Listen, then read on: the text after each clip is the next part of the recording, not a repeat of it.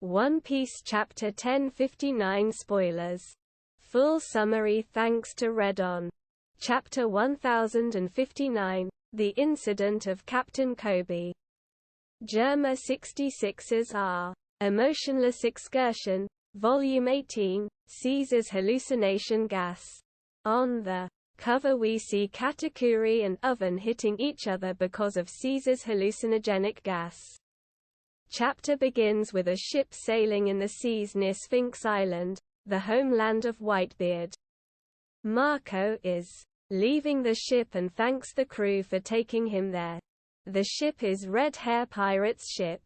Shanks asks Marco if he isn't going to join them. Marco tells Shanks to stop joking, he's tired of being the babysitter of the great pirates. Shanks tells Marco not to exaggerate because he's not a handful. Ben Beckman tells Shanks that he is, while their Nakamas laugh at his captain. Everyone says goodbye to Marco as he flies towards Sphinx Island. A flashback begins. It takes place in Wonokuni, during the night of the festival after Ryokugyu's attack. Luffy, what you're not coming with us. Become a pirate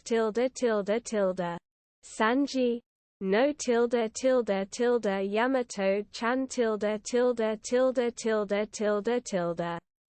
Yamato, I'm sure you all noticed too, right?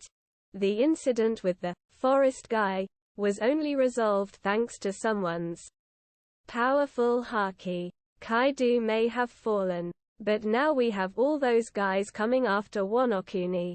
I cannot allow it. How could I go on adventures while I'm worried about this country? I'm sure we both feel the same way. Yamato talks to Luffy totally convinced of what he says. He even winks at Luffy confidently. Luffy looks at Yamato seriously, but he understands what Yamato says, so he accepts Yamato's decision and leaves Momonosuke and the other in his care. Zoro asks Yamato to be careful to not hurt Momonosuke's feelings, because he has a very strong sense of pride. Yamato tells Zoro he knows it. Yamato says too that he is going to look for a personal goal in Wonokuni in order to fulfill himself even more. Sanji cries for Yamato's decision. Marco arrives flying where Luffy and the other are. Marco tells Luffy that a suitable ship appeared near Wonokuni and he is going to leave the island on it. There's a little Marineford flashback, when Marco told Jinbei to take Ace's brother with him, after Ace's death. Luffy then thanks Marco for helping him during the Summit War. Marco, I'm sure Ace would be very happy if he knew how far you've come. Luffy, she. I see. Marco flies off Wonokuni with one last message for Luffy. Marco, from now on this is your era. Go forward with determination. Luffy, of course I'll do. Flashback ends. We return to the present, to see Marco arriving at Sphinx Island. Cut to Amazon Lily, the island of women. Part of the big mountain in the center of the island has been destroyed. Gloriosa says it's the first time that men were able to invade the island so deeply, and that the damage in the city is huge. Hancock says that as long as she's on the island, enemies will keep coming. Hancock, now that the situation has come to this, I want to be married to Luffy. Heart. Gloriosa, you always wanted that, it's not something new. A new flashback begins. It takes place during Marine's attack a few weeks ago. Marines manage to break down the city gateway, but Kuja counterattacks. Marines then order to dispatch the new pacifistas called Seraphim to the front line and order to activate the recording cameras too. Vice Admiral Yamakaji says there's no sight of Hancock yet. A little girl with wings and a flame on her back appears in front of Marguerite and Sweet Pea, but they don't want to fight with a kid. The girl, who has star-shaped pupils, shoots a laser with her hand like the pacifistas we already know. Suddenly, Blackbeard pirate's ship appears behind the marine warships. A powerful seaquake pushes warships off Blackbeard's path to Amazon Lily. Marines say the Sea Kings will notice the seaquake. Teach lands on the island with Katerina Devon and Vasco shot. Teach. Zihaha. I'm here for you, Pirate Empress. There's no way I'm going to let your power falls into Marine's hands. Katerina says Hancock has a wonderful face, so she wants Hancock's head to make it her treasure. Teach tells Katerina that she can do whatever she wants as long as he can get Hancock's power. Vasco says it's better to capture Hancock alive and take her with them. Marines ask Vice Admiral Yamakaji to give them the order to attack Blackbeard, but Yamakaji says they must wait for permission from the headquarters. Teach attacks the Marines with Gura Gura no Mi power as he tells Boa Hancock to come out. Kobe enters with a group of Marines in Kuja's city and tries to reason with Boa Hancock. Kobe. Hancock-san, we don't want to use violence. If you come with us, I promise we'll leave immediately. Marigold and Sandersonia tell her sister to stay away, because they'll take care of the Marines. However, Hancock heads into battle. Hancock. How ridiculous. I won't be in the hands of either side. I don't bow down to anyone. Teach's subordinates ask him for help against a new enemy that appeared. It's a child, but they cannot do anything against him. We see an explosion caused by a laser from the pacifistas. Teach. Huh? It can't be. White hair, brown skin, and black wings. The kid arrives where Teach is. The kid also has a flame on his back and carries a big sword similar to Mihawk's sword. In fact, the kid looks like Mihawk child version that Oda drew in an SBS. The kid attacks Teach, the cut of his sword parts in two pieces the big mountain of the island. Teach. PX. Shit. This brat is a pacifista ____. What the hell is going on? The pacifista attacks Teach again, but he stops the sword with his haki-coated arm. Teach uses his powers to absorb all what is around him. Teach. Black hole. Boa Hancock uses slave arrow attack to turn all nearby enemies into stone, including Helmeppo and Vice Admiral Yamakaji. Kobe orders the pacifista to stop immediately because it could destroy the stone statues with its laser beams. Boa Hancock is about to use perfume FEMA attack, but someone stops her.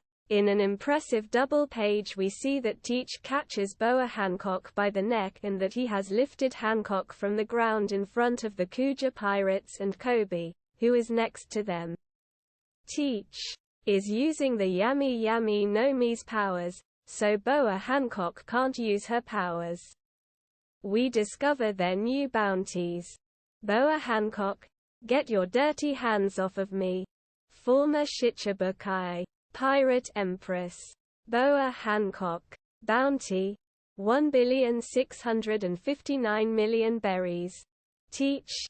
Zihahahahaha. It seems they call you Empress for a reason. Oh. You turned all my idiots into stone. Emperor. Blackbeard. Marshal D. Teach. Bounty. 3,996,000,000 berries. As Teach says this, we see that even Katerina Devon and Vasco Shot have been turned into stone. Kobe doesn't know what to do in this situation. Teach tells Hancock that he has been patiently waiting to get her powers. Hancock tells him that her powers are built upon her own beauty. If Teach kills her, those who have turned into stone will remain in that state. Even the next user of the Mero Mero no Mi will not be able to reverse it. Kobe says that Hancock is a problem bigger than he expected. Teach, this situation looks like it's not going anywhere. Right, hero? Kobe. You did me a favor in the Rocky Port incident. Thanks to you I was able to defeat Aochoku, Wang Ji, and become the boss of the Pirate Island. Kobe. Teach. Do you really think if I let her go, she's going to be nice and turn everyone back to normal? Kobe. If she doesn't turn the soldiers back to normal, it will be a big problem. Ha. Ha. Hancock. I will do it if you all leave the island. Ugh. Teach squeezes Hancock's neck tighter. Teach. And that is a lie.